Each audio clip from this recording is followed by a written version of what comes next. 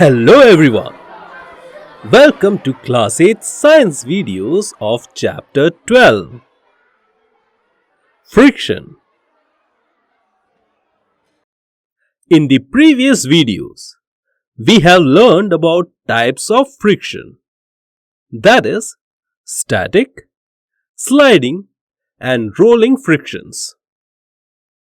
In this video, we will discuss another type of friction offered by fluids called fluid friction. Do you know what fluids are? Fluids are substances that do not have a definite shape and they continuously deform under an applied external force. As the particles in fluids have little force of attraction between each other, the particles are not tightly bound to each other. Thus, fluids can flow. Liquids and gases can together be called fluids. Our atmosphere is actually fluid, and beyond the boundary of our atmosphere, that is, in space, there are many meteorites revolving around the Earth. Sometimes they enter the Earth's atmosphere. Some of them are so huge and can wipe out a large part of the living population on Earth if they hit the surface.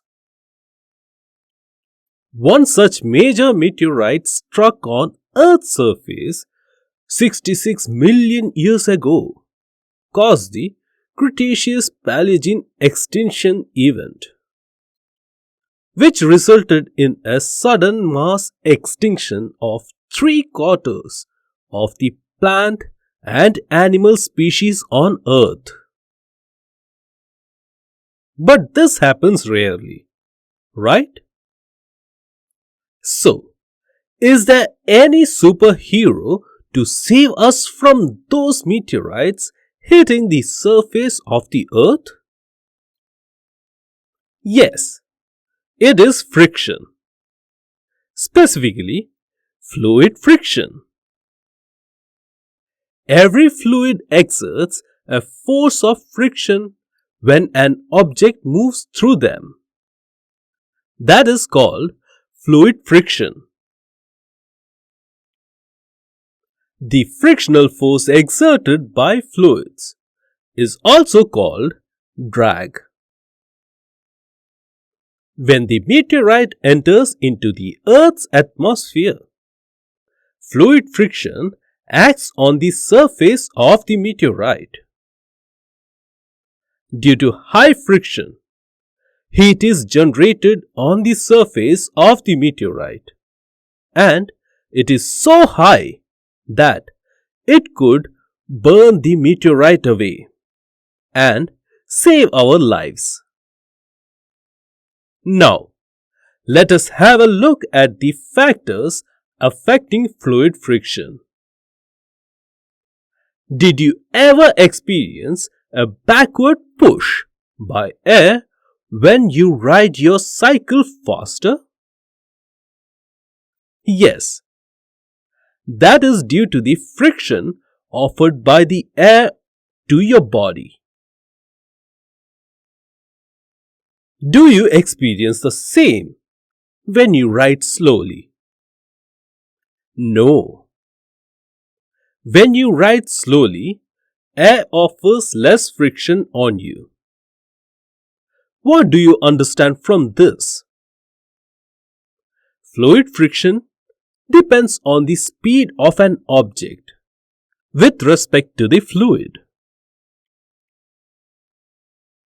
Do you know that an average passenger aeroplane has a speed of 900 km per hour?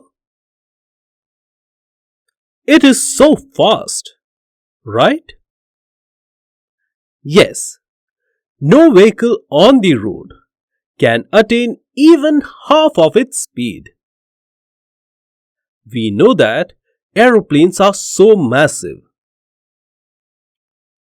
Then how do these big aeroplanes move faster in the air, overcoming the air drag? To move through the air, aeroplanes have to overcome the friction offered by fluids around them. Therefore, efforts are made to minimize friction.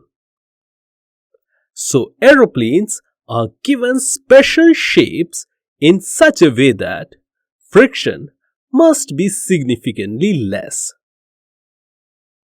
This shape is called the streamlined shape. Not only aeroplanes, all vehicles that interact with fluids, whether it's a car, boat, or even your bicycle, have streamlined design so that the air drag will be the least. Thus, we can say that the fluid friction depends on the shape of the object. Do you know from where the scientists got the unique shapes of aeroplanes and other vehicles?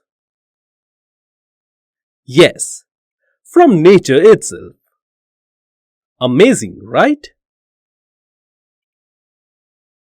Aeroplanes have a shape similar to birds, and submarines look similar to fish.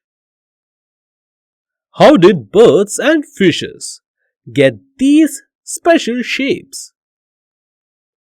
Birds and fishes constantly move through fluids.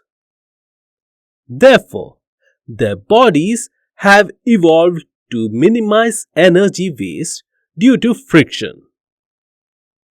They evolved into the shape we see now through a constant evolution process. But did you notice that birds and fishes have different shapes? Why do they differ in shapes even though they move in fluids all the time? Yes, they move in different fluids. Birds move in the air and fish in water. Each fluid offers friction differently. So, shapes also change according to the fluid. Thus, we can say that fluid friction depends on the nature of the fluid. Like any other frictional force, fluid friction is also considered a necessary evil. Even though it is the cause of a significant amount of energy loss, fluid friction benefits humans in a variety of ways. It is because of air drag that a meteorite burns away before reaching the Earth's surface. Parachutes work because of air drag, and many more. Try to find out more applications or benefits of fluid friction yourself. So, from this video, we can conclude that the force of friction exerted by fluids is called fluid friction, and it depends on factors such as speed of an object with respect to the fluid, the shape of the object, and the nature of the fluid. By this, we have come to the end of this chapter. Thank you very much, students.